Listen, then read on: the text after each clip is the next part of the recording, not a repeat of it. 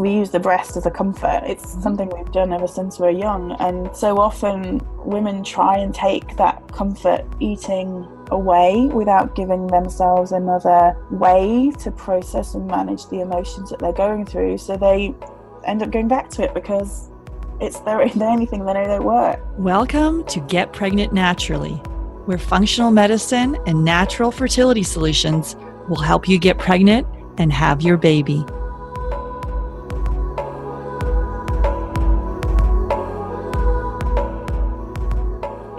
I'm Sarah Clark, and my mission is to inspire, motivate, and empower you. And most of all, I want you to wake up. So with functional medicine, we can discover what causes infertility and eventually reverse the condition. Today, I'm welcoming Nicola Salmon to the podcast, and we're digging into body image and fertility. Nicola is a fat-positive and feminist fertility coach. She helps women who are overweight and struggling to get pregnant, find peace with their body, find their own version of health, and finally escape the yo-yo dieting cycle. Definitely check out her website at nicolasalmon.co.uk. That's NICOLASALMON.co.uk. And before we jump into today's show, don't forget to hit the subscribe button on iTunes or wherever you're listening to this to make sure you never miss an episode. Hey, Nicola, excited to have you on the podcast. Thank you so much for having me, Sarah. Yeah, excited to dig into this topic. I think it's pretty cool. So, can you share with us how you came to do this work? Yeah, of course. So initially, it all started when I was about 16. I was diagnosed with polycystic ovarian syndrome, and the doctor basically turned around and said that I wouldn't be able to have children, which is such a common story that I hear now that I've shared that. So many women tell me the same story, that they were diagnosed really early on with polycystic ovarian syndrome and basically told that they had very little chance of conceiving naturally.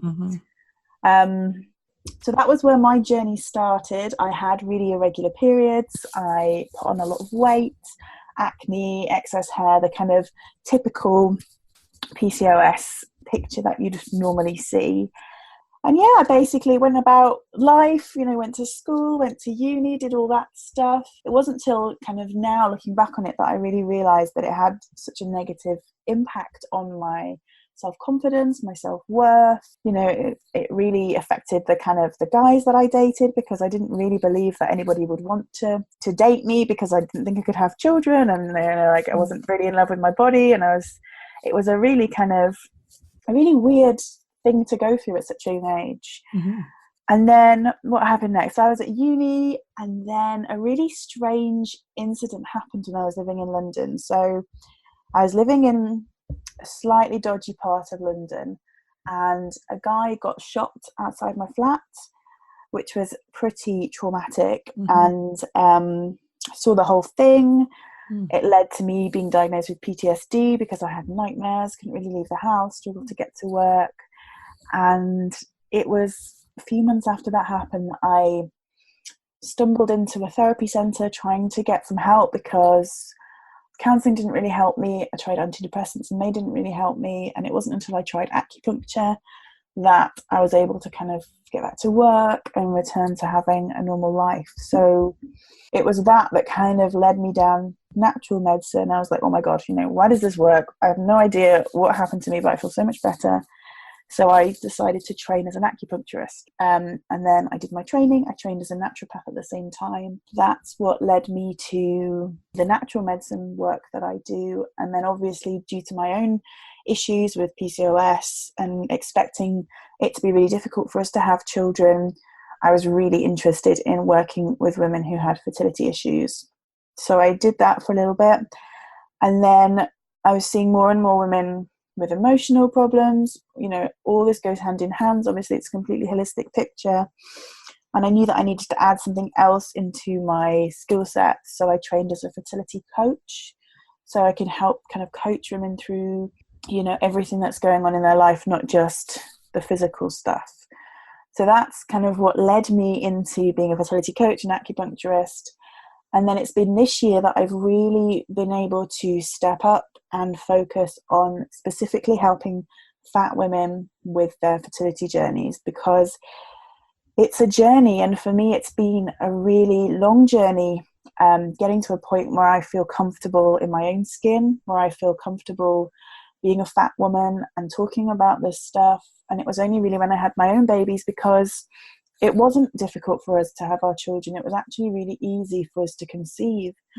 And that just made me all the more interested, like, well, if it was going to be so difficult for me and I was still kind of obese on the BMI scale, still had irregular periods, if it was so easy for me, why is it so difficult for others? So that's what really drives me to support women on this journey. And when I'd had my children, I was so conscious of the fact that I might be passing down all these issues that I had around food for myself, my own body issues, my own kind of labels around food and how I dealt with food. So that just made me even more aware of what was going on. And that's when I decided that I wasn't going to weigh myself anymore. I wasn't going to diet anymore. And I was going to try and make peace with my body. And that's really what led me to be able to do this work.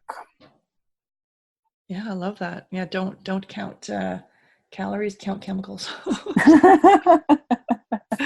Yeah. And so did you make any like diet lifestyle changes to get pregnant, or just did your thing and it worked and you knew how to? Well, I mean, when I was training as an acupuncturist and a naturopath, that was kind of getting pregnant. So I was obviously using myself as a guinea pig and experimenting with all the different things that I was learning and trying different things to really help with my hormones. Yeah. But it wasn't anything like drastic. It wasn't like all of a sudden became vegan, or it wasn't a huge lifestyle shift. It was really just lots of little small things, and basically just trying to look after myself a little bit more. And yeah, I mean, it was easy, and I know I feel very lucky, I feel very honored that we didn't struggle with our babies, but it just confounds me that it was supposed to be so hard. They say that it's supposed to be so difficult for fat women to get pregnant, and there's all these problems with ovulation when you have PCOS, obviously, but it wasn't difficult for us at all. So it just drives me to why does that happen for us, and why does it not happen for other women? Yeah, so let's kind of go into the conversation about being overweight and really kind of the journey to conceive, and maybe let's talk about the stats first. What are the stats around people that I guess have a higher BMI, and what's the research So telling? the research is really divided. And it's really difficult to unpick it because obviously so many PCOS as itself is quite rampant. There's a lot of women that are diagnosed with PCOS, and with that condition, it affects ovulation, which obviously, if you're not ovulating, is going to have a huge impact on your fertility. And one of the issues with PCOS, another issue with it, is that you gain weight. So with a lot of women, they're gaining weight due to the PCOS, they're having ovulation problems with the PCOS, and that kind of is a full picture together. And so a lot of the stats show that obviously as you increase BMI, you have increased fertility issues. But there isn't actually any evidence to show that it's a causal link, so that the fat is causing the issue. It's more a fact that they're like happening together at the same time, because they're both linked to the kind of classic version of PCOS. And there's actually some evidence now that shows that BMI really doesn't have an impact on fertility if you take out the specific components around PCOS. And the way that I think about it in my own case is that I was basically put on diets from a very young age. I was on low fats diets, which was obviously the trend in the 80s and the early 90s.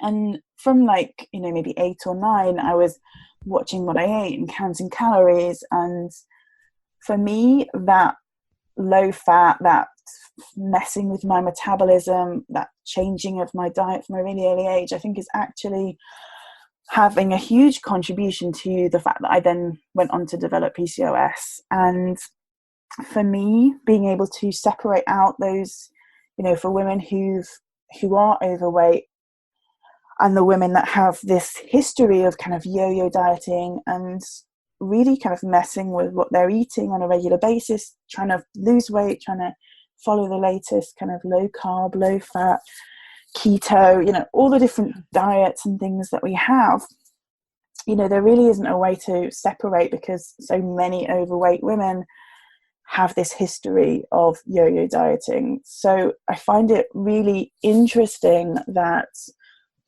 we say that, fat causes all these issues, fat is this bad thing, when actually we really don't have any evidence to show that the fat is actually causing the issue. And what it's doing for women is really just compounding the issues that they already have around their own body. The fact that they can't lose weight because this is the only, and the doctors are telling them the only way that you can get pregnant is by losing weight, but they struggle to lose weight because of all this history of weight loss and weight gain, and problems around their own self-worth, around being pregnant and hating their body. It just compounds into this huge area of kind of disordered eating and complete craziness around food, which doesn't need to be there. Yeah, because a lot of times, obviously, if you could, snap your fingers and lose the weight, people would do it.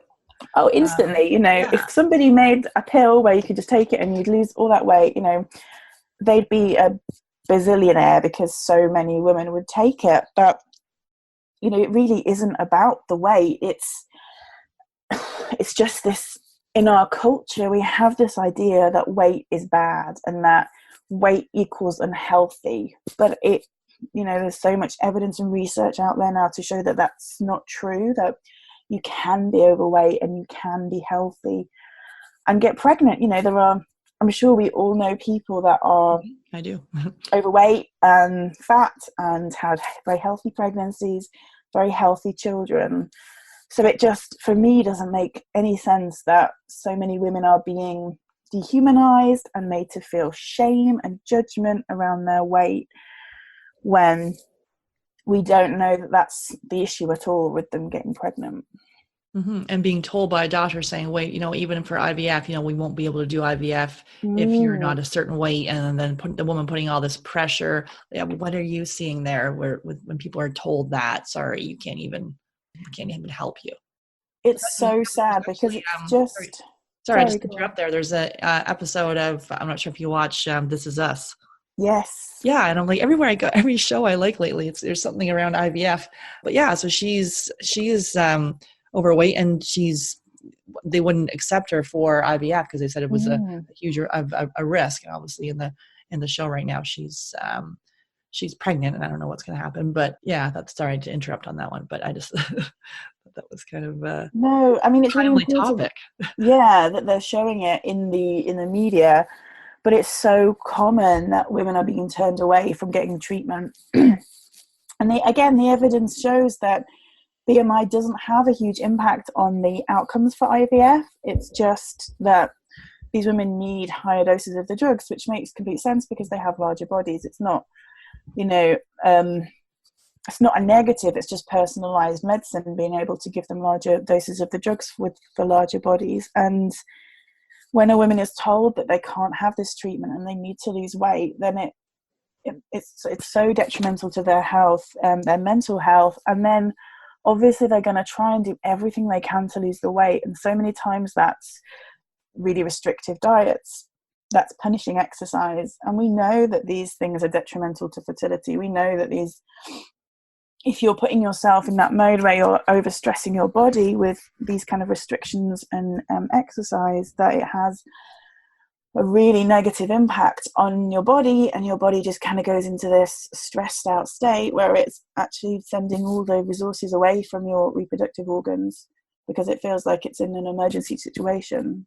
So it just, it just makes no sense to me. It makes me so mad that these women are forced to take drastic actions when maybe they wouldn't want to ordinarily, but they feel like they have to get the support they need, because obviously having their baby and having their family is the most important thing in the world to them.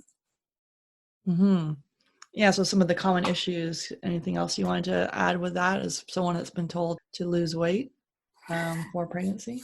I mean, depression and anxiety are so common. In every area of infertility, they're common. But for women who are fat and they're just dismissed and told to lose weight, they feel like it's helpless because they've, most of these women have tried to lose weight their whole lives, and just to be turned away and dismissed. And some of the healthcare professionals can be really cruel about it as well. They can be really dismissive and I've heard so many horror stories from women who said that they've been told it was unethical for the doctor to help them because of the risk of possible complications, even though, again, the evidence is just not there to show that there's any complications to the pregnancies or higher incidences of issues with the babies. It's just the doctor's personal opinions about fat and being fat phobic.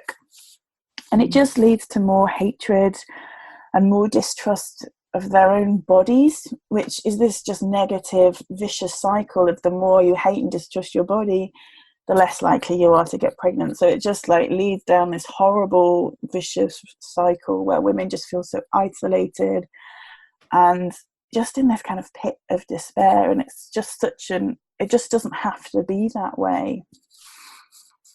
Mm-hmm. So you call yourself a fat positive feminist fertility coach. Yeah. And so now in reclaiming the word fat, what's your take on that? I think it's really important to start to use that word in a descriptive sense rather than in a negative sense. I mean, there are so many words we can, that are used to describe fat women. There's fat, there's overweight, there's obese.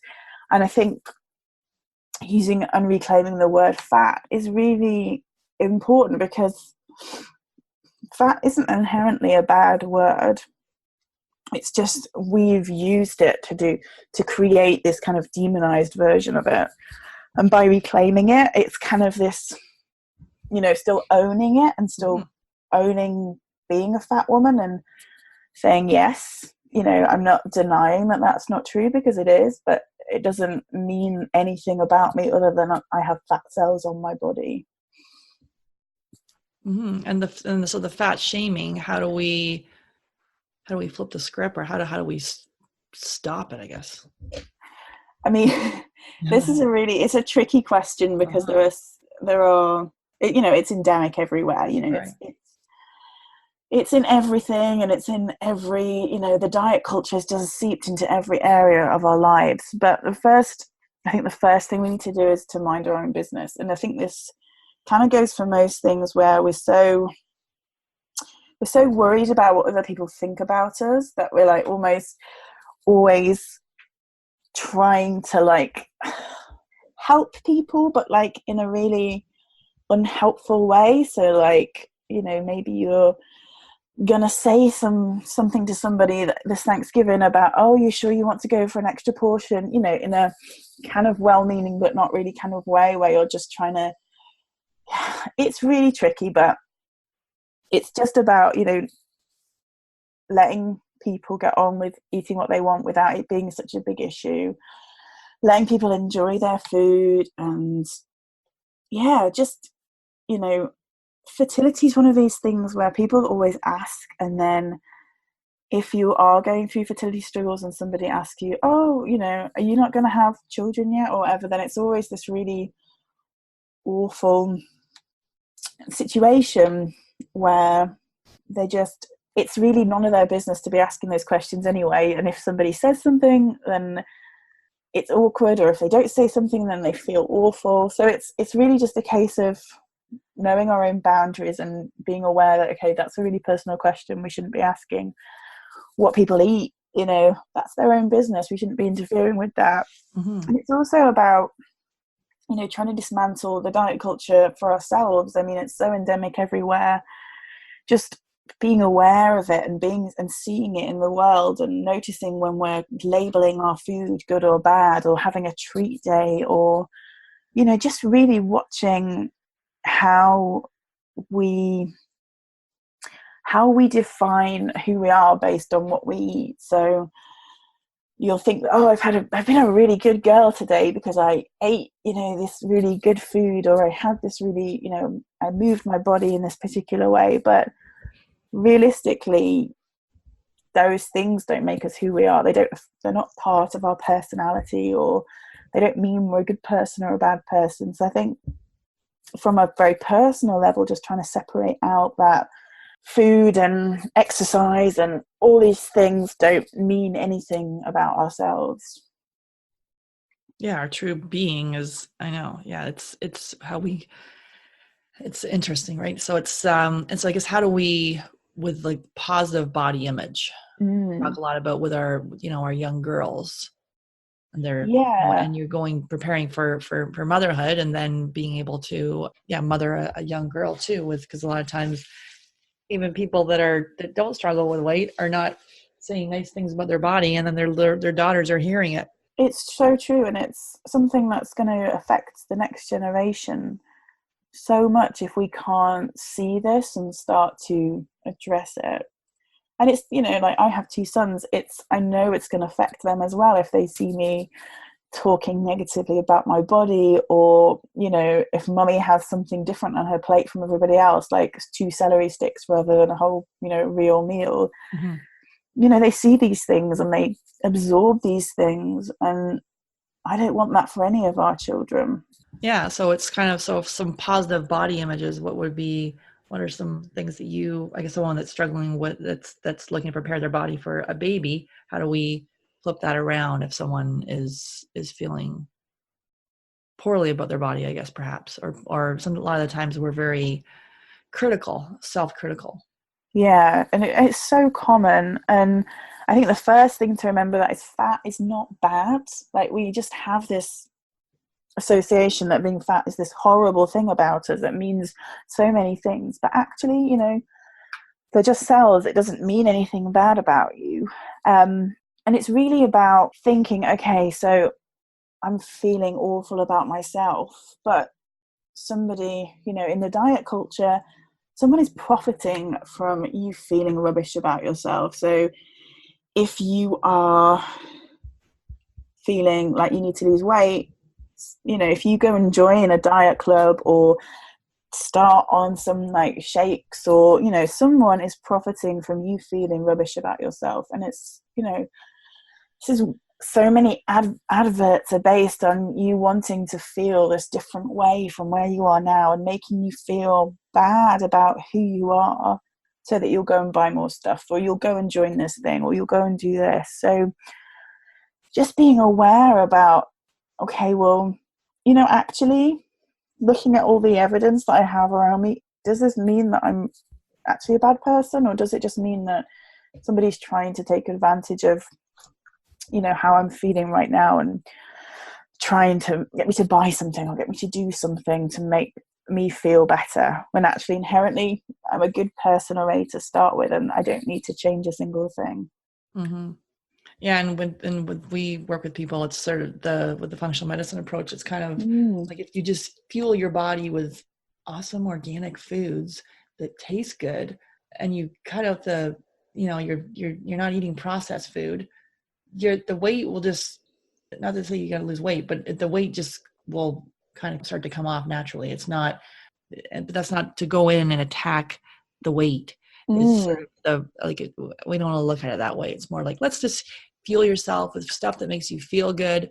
Put things in your mind that make you feel good, and then next thing the weight kind of starts to come off. Or it doesn't necessarily, as you say, doesn't need to, because it's not. But if you want it to, it could, if you take that approach.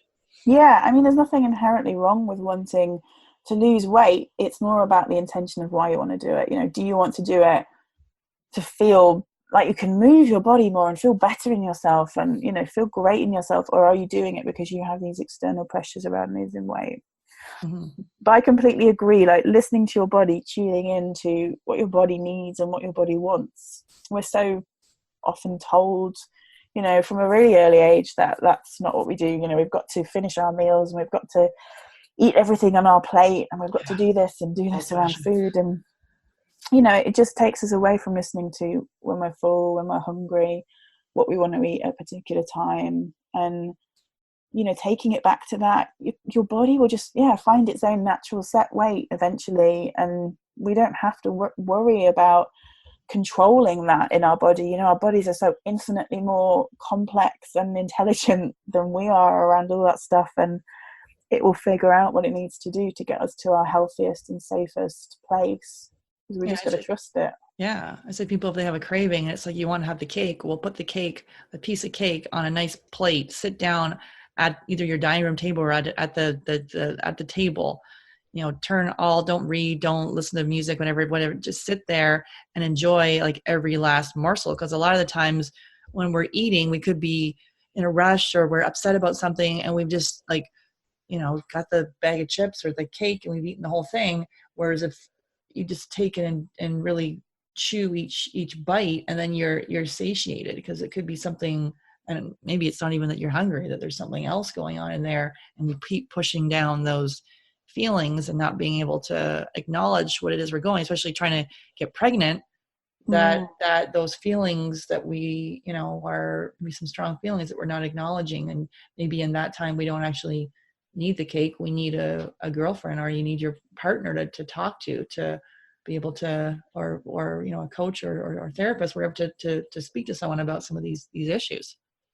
Yeah, I mean, we're so used to using food as a comfort. I mean, it's so natural. Even as babies, we use the breast as a comfort. It's Mm-hmm. something we've done ever since we're young. And so often women try and take that comfort eating away without giving themselves another way to process and manage the emotions that they're going through. So they end up going back to it because it's the only thing they know that works. So unless you find other ways to support yourself and are really aware of that, then of course you're going to want to go back to using food in that way, because otherwise you're leaving yourself vulnerable to these emotions that you really aren't equipped to deal with. Mm-hmm. And so as far as preconception health, what are some things we can do to support our bodies to prepare? So listening to your body, so important. But the main thing is just to really stop focusing on weight and on diet, really taking it away from the number on the scales and trying to focus on something else that is more meaningful. So there are so many other health indicators that you can use that are way more important than what the number on the scale says, to work towards, to feel good about. Because that's the problem with, getting pregnant as a goal. Obviously it's like the ultimate goal, but you can't measure yourself towards it. You can't be half pregnant. You're either pregnant or you're not. So it can be really easy to lose motivation to working towards that goal and kind of feel like you're never getting anywhere with it and it's never going to happen. So picking some really easy goals to work towards and move towards that aren't weight focused is such a helpful thing to do. So even just like,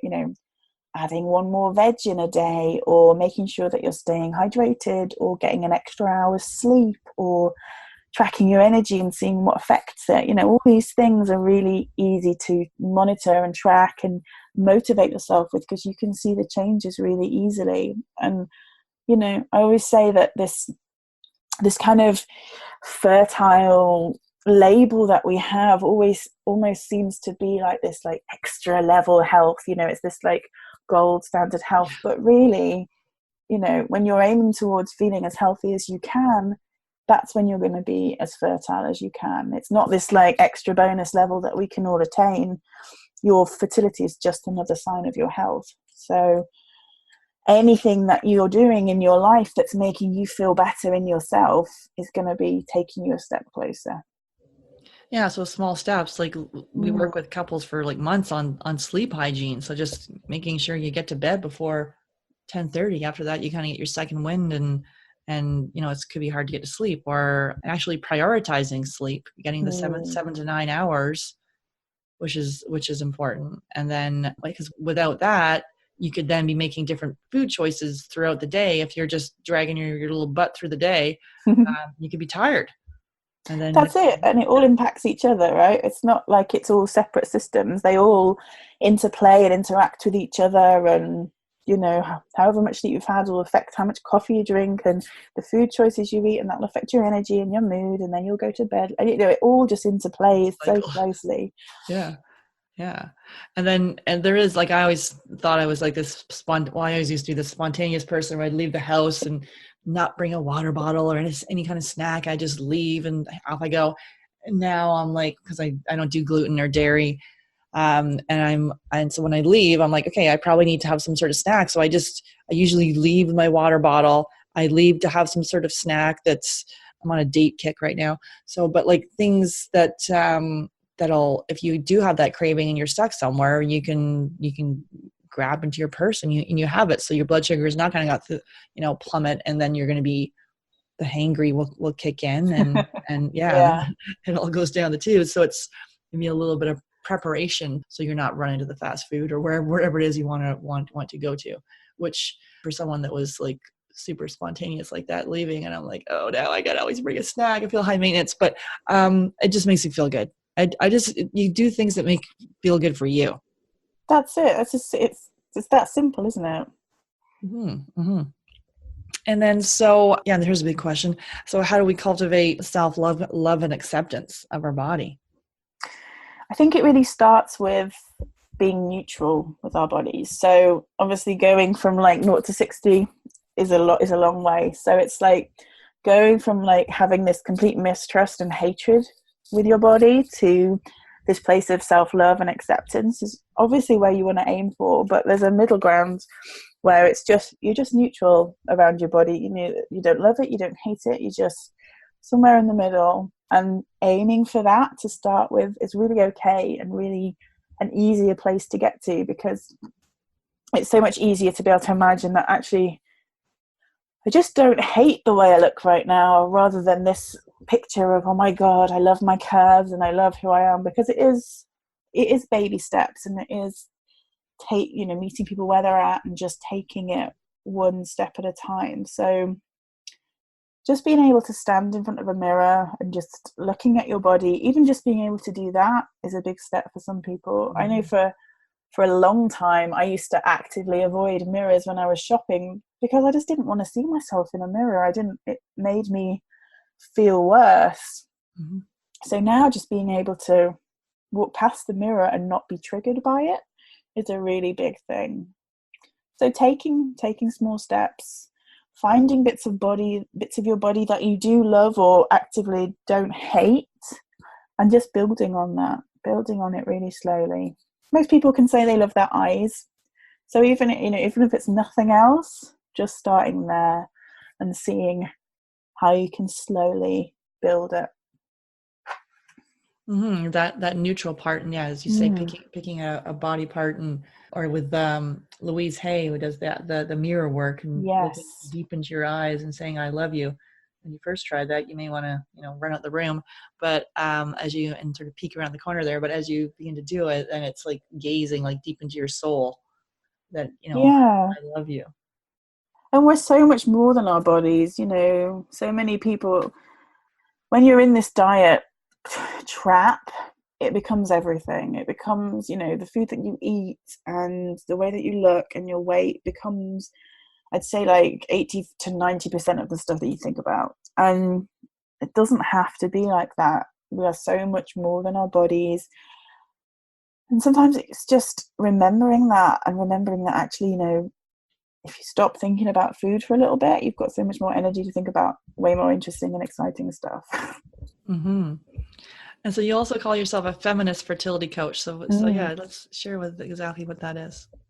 So for me, that is just around really helping everybody get the family that they deserve and that they want, regardless of their gender, of their sexuality, of, any differentiator that there is. And yeah, it's really just about making it equal, because I think it's a really interesting time in fertility because there's so much burden on the women to be changing themselves and to be doing all this stuff, and the emotional burden as well as the physical burden of the therapy and the treatments that they go through. But at the same time, men are going through a change as well and almost feeling left out of the whole process because it is so women-centric. So it's really about making it equal and bringing more equality to the table. So it's not just the women who are thinking about when they're ovulating and when they need to be having sex to get pregnant, because it takes two to make a baby. And men shouldn't be left out of the conversation, and men shouldn't be left out of the burden that fertility has on people's lives. Yeah, absolutely. In the beginning, I was just coaching women, and I thought, wait a minute, I'm missing the other partner in this whole thing. So now I coach The couples. other half, yeah. Yeah, to get everyone on the same page, and even to hear, you may have speaking to your partner about this, but maybe when we're going through the coaching process, you hear your partner speaking about some things for the first time, and you're like, oh, interesting. I didn't even know you felt that way. And so it's be able to get them, to kind of at to voice some of these things that they're dealing with, and they could each deal with it in a completely different way. It doesn't mean that they're not equally hurting.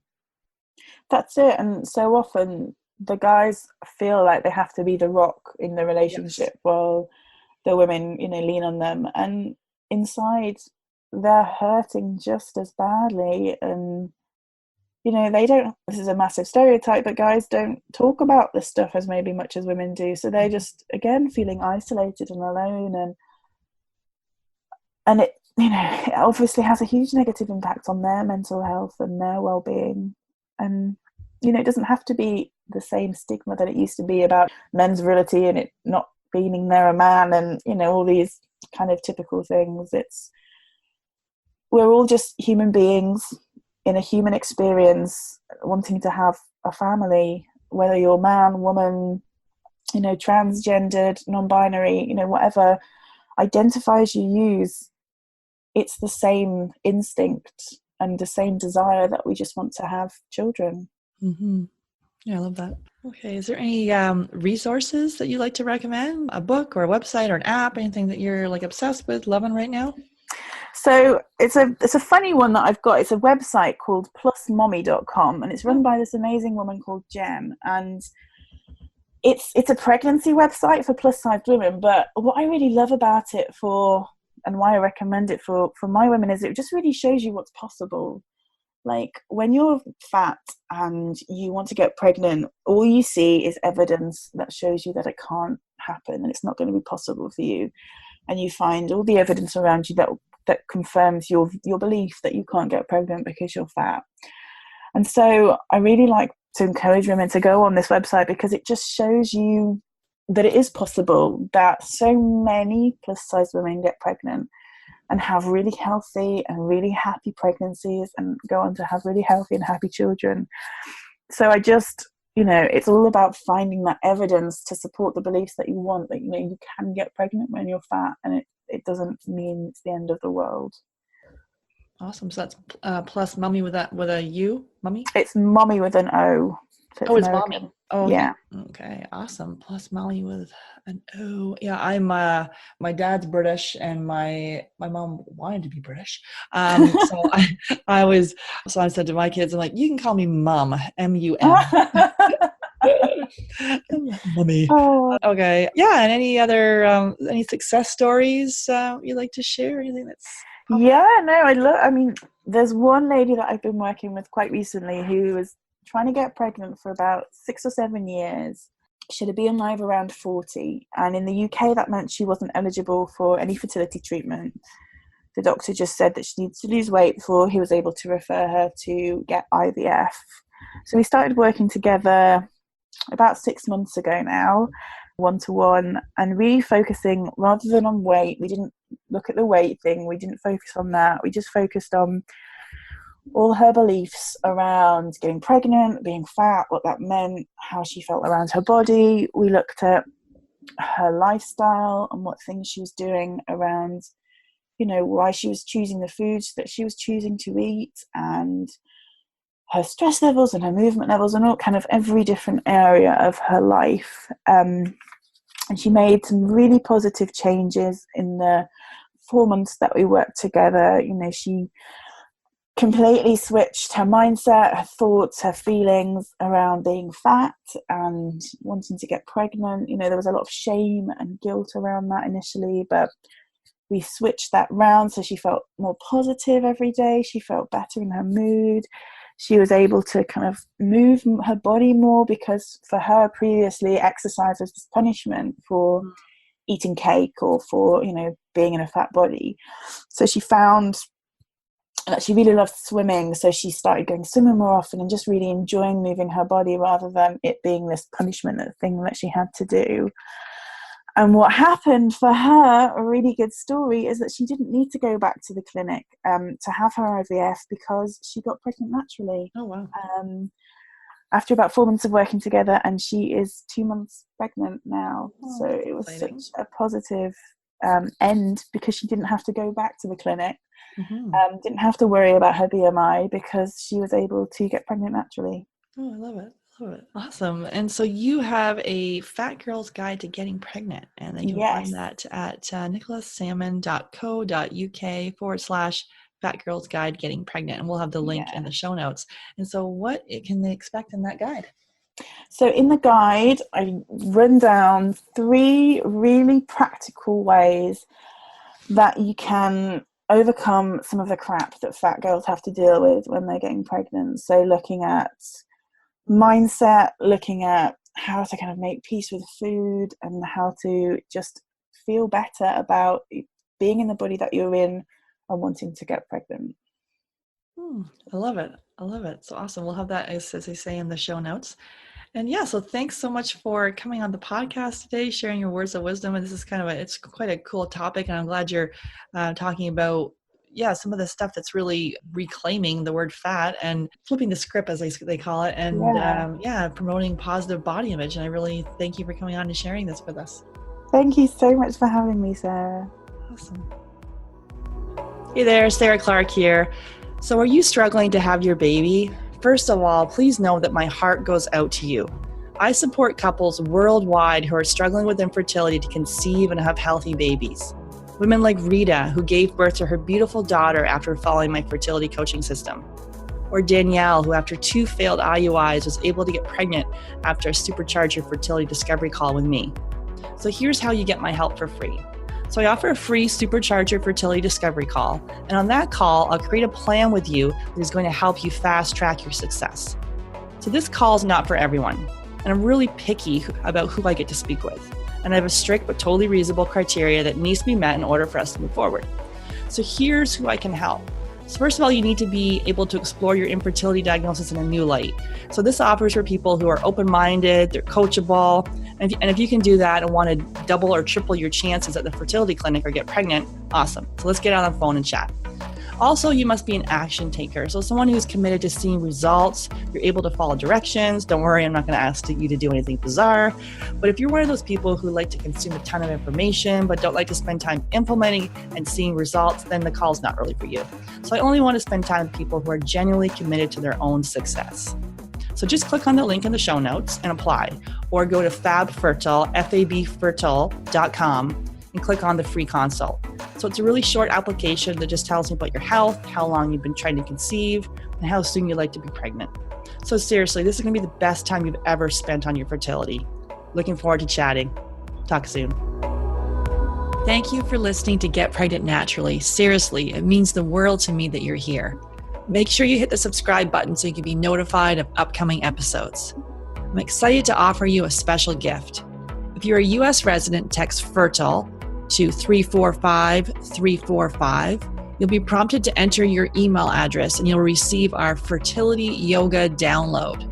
In this 20-minute intro video, we focus on a calming and peaceful practice to connect back to your heart.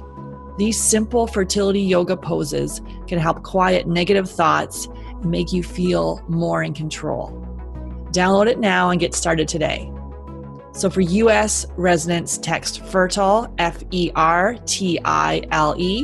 to 345-345.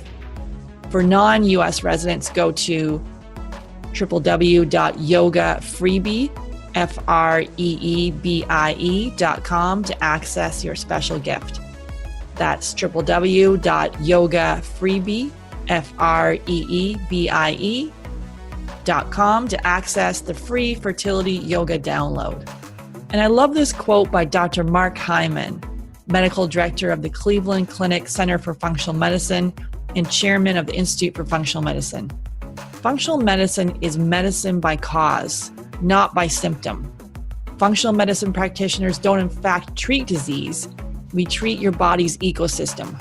We get rid of the bad stuff, put in the good stuff, and because your body is an intelligent system, it does the rest. Thanks for listening. Until next time.